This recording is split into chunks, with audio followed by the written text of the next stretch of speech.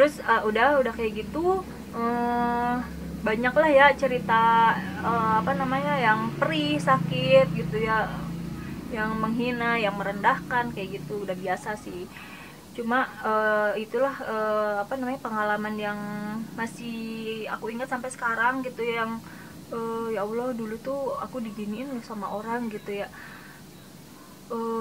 Dan waktu lihat, orang itu tuh nggak, maksudnya bukan ngerendahin gitu ya, jadi orang yang udah ngehina aku tuh sekarang tuh nggak jadi apa-apa gitu, nggak yang mungkin nggak kelihatan juga kali ya atau gimana, tapi emang nggak jadi apa-apa gitu. Nah makanya buat teman-teman semuanya, atau enggak kalian udah jadi orang tua atau ada subscriber aku yang lagi nonton nih, yang masih remaja kayak gitu, jangan pernah malu apapun pekerjaan orang tua kalian, sekalipun orang tua kalian itu tukang sampah, gak boleh malu sama sekali. Pokoknya kita mah minta sama Allah aja, minta perlindungan, minta rezeki segala macam itu sama Allah aja. Kita percaya aja sama apapun yang udah Allah kehendaki, apapun yang udah Allah kasih ke kita, itu kita harus percaya kayak gitu aja. Terus ada lagi cerita yang menyakitkan lagi. Ini waktu aku masuk SMA. Nah jadi alhamdulillah sih waktu SMA, ya nggak pinter-pinter banget sih, tapi ya lumayan lah ya. Maksudnya nggak yang nyontek gitu ya ke teman. Terus eh, orang-orang bilang aku orangnya ambisius gitu ya. Ya terserah gitulah, mereka mau bilang aku orangnya ambisius atau aku gimana gitu ya, tapi yang jelas aku begini tuh karena ingin mencapai sesuatu gitu ya. Aku ingin membahagiakan kedua orang tua aku, ingin membuat mereka bangga gitu ya, dengan hasil kerja keras mereka aku tuh akan jadi apa kayak gitu kan. Harus ada feedback kan untuk orang tua kita. Nah jadi waktu SMA aku punya teman. Jadi dia waktu itu kan ditanyakan sama guru, siapa yang mau kuliah, terus mau kuliah kemana, mau kuliah ngambil jurusan apa kayak gitu kan. Nah dulu tuh aku kuliah mau ngambil jurusan kebidanan. Nah jadi dia tuh kayak nggak percaya gitu kan. Dia nanya, emang bokap lu bisa ngebiayain lu, katanya gitu. Bisa, kata saya gitu ya. Kan bapak lu cuma satpam, gajinya berapa sih, kayak gitu. Coba, astagfirullahaladzim, sedih. Sedih banget. Kata saya, insya Allah orang tua saya bisa nguliahin saya gitu ya.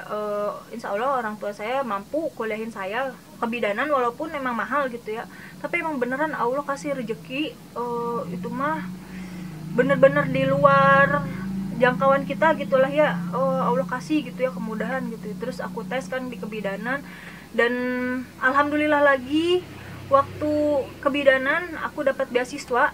Jadi masuk itu sekitar bulan Juli, sekitar bulan Juli, Agustus, Septemberan aku dapat beasiswa. Itu bener-bener uang yang udah masuk ke kampus itu balik lagi. Balik lagi. Jadi anggap aja itu sekolahnya gratis kan kayak gitu. Jadi aku dulu kuliah kebidanan D3 di kebidanan negeri, dan alhamdulillah juga dapat IPK ya di atas 3 kayak gitu ya. Terus dan alhamdulillah lagi punya teman-teman kebidanan yang baik-baik banget banget. Pokoknya nggak ada yang ngelihat dari status ekonomi gitu, nggak ada yang ngelihat status orang tua kita gitu. Nah terus dari setelah itu apa namanya, ketemulah sama teman-teman kebidanan gitu ya. Ternyata di kebidanan pun ada temen aku, ada orang tuanya yang satpam juga, security juga gitu. Jadi kita bener-bener temen deket banget, jadi kemana-mana tuh bareng sama dia kayak gitu. Terus apa namanya, bersyukur banget sekolah di situ karena teman-temannya semuanya nggak memandang status sosial gitu, nggak memandang status ekonomi keluarga kayak gitu. Dan setelah kebidanan aku lulus kuliah. Terus aku jadi sukarelawan dulu gitu kan di puskesmas. Terus bener-bener merayap banget dari dulu waktu zaman pertama kali kerja gitu ya di puskesmas jadi sukarelawan. aku nggak punya kendaraan ya, jadi aku jalan kaki dari rumah ke puskesmas. Dan alhamdulillah lagi ketemu lagi sama orang-orang baik gitu ya di puskesmas tuh. Apa namanya, jadi kalau misalnya mau pulang ke rumah, teman-teman puskesmas apa ngajakin pulang bareng gitu, jadi nebeng gitulah bahasa Sundanya, nebeng, dianterin sama temen tuh pakai motor gitu kan ke rumah. Ya jadi waktu setelah kerja di puskesmas, terus aku kerja lagi di suatu tempat, dan bertemu lagi dengan orang yang begitulah ya yang apa ya, mungkin melihat kadar kekayaan gitu ya, kadar kekayaan orang tua atau kita gitu ya. Padahal mah kan kita baru gitu ya bekerja. Cek bahasa Sunda nama maraneh nage sarua lah kos urang gitu, boga naon sih, datu boga naon kan, sama gitulah ya. Apa sih yang mau dibanggain gitu sama harta orang tua kayak gitu. Nah jadi waktu itu ada kejadian gitu ya, ada apa namanya, jadi waktu itu mama aku jemput kan, karena aku belum punya kendaraan gitu ya. Mama tuh jemput kan, aku pulang kerja. Ada nih teman-teman gitu ya, bukannya ingin dihargai, tapi mau ke siapapun itu ya, mau ke orang tua, mau kayak gimana pun itu harus hormat gitu lah, harus ngehargain kan. Jadi pas mama datang itu mereka ongkoh-ongkoh aja gitu ya, diam-diam aja, nggak yang mah atau enggak gimana, atau salim kayak gitu ya, jabatan tangan salim kayak gitu, itu enggak sama sekali. Dan terus enggak lama kemudian teman aku yang kaya itu datang, langsung deh, oh mama ya gitu ya, gitu so ramah kayak gitu kan. Oh ya udah, cukup tahu juga gitu ya. Jadi benar-benar perjalanan hidup tuh semakin kita dihinakan gitu ya sama orang, semakin kita nggak dihargai, Allah semakin kasih rejeki yang luar biasa gitu ya buat keluarga aku, buat aku sendiri gitu ya. Jadi mereka yang dulu-dulu nih pernah ada something gitulah ya, ada sesuatu ke aku pribadi nih ya, makasih banget karena dulu udah ngehina aku. Ya jadi kayak gitu, ceritanya singkat aja lah ya, intinya kayak gitu. Kita pokoknya nggak akan pernah tahu kehidupan orang lain itu, kehidupan ataupun adik kita sendiri gitu, kita nggak akan pernah tahu mereka akan bagaimana, mereka akan jadi apa. Nah makanya kita harus tetap hargain siapapun itu gitu, mau dia nggak punya duit sama sekali gitulah ya, tetap kita harus hormat, apalagi ke orang tua gitu kan ya, harus benar-benar menghargai banget. Nah jadi apa namanya, alhamdulillah banget, karena dulu apa namanya, waktu dulu gitu ya, dari zaman SD SMP sampai sekarang pernah mengalami hal seperti itu lah, bisa dibilang bully kali ya, tapi bukan juga ya, apa ya namanya ya, penghinaan lah ya, penghinaan terhadap status ekonomi gitu ya, bisa dibilang kayak gitu, penghinaan atau ngelirik sebelah mata gitulah ya, bisa dibilang kayak gitu. Jadi itu tuh nggak apa namanya, nggak bermanfaat banget. Jadi ngapain sih yang kayak gitu-gitu gitu, malah bikin capek hati sendiri. Terus apa namanya, jadi kayak gimana gitu kan. Pokoknya aku mah terima kasih lah untuk semua perjalanan hidup gitu ya, dari dulu sampai sekarang.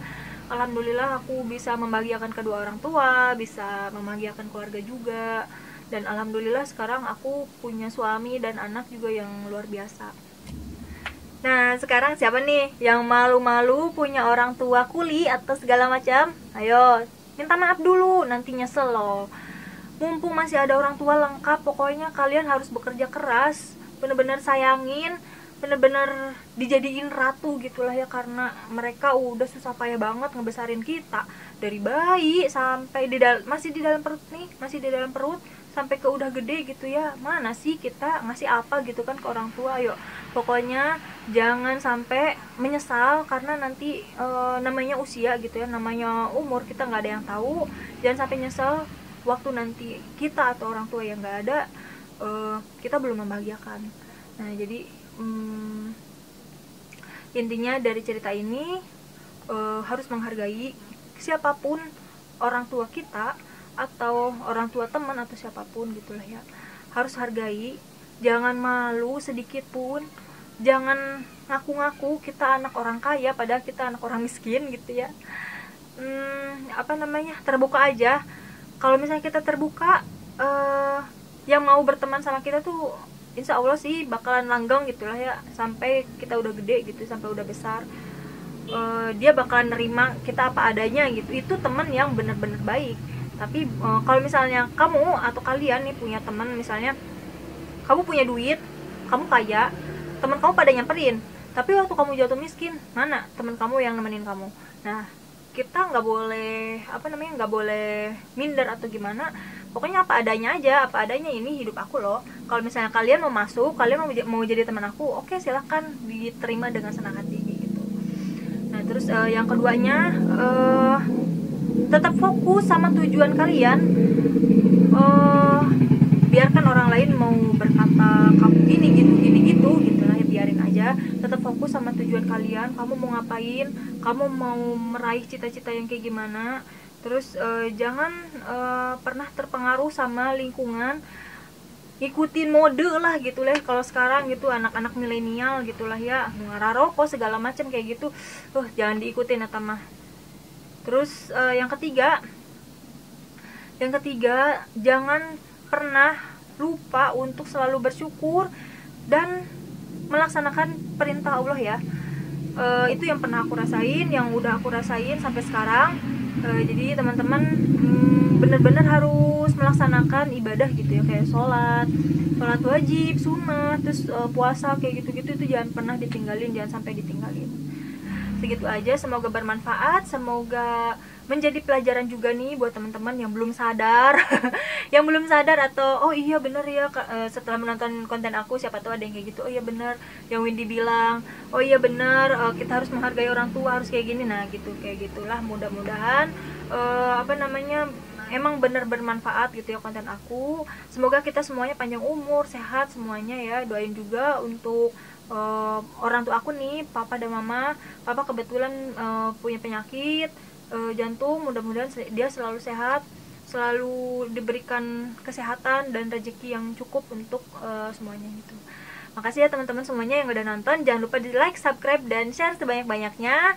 Ayo yang mau aku buatin konten langsung aja ditulis di kolom komentar. Makasih. Wassalamualaikum warahmatullahi wabarakatuh. Bye bye.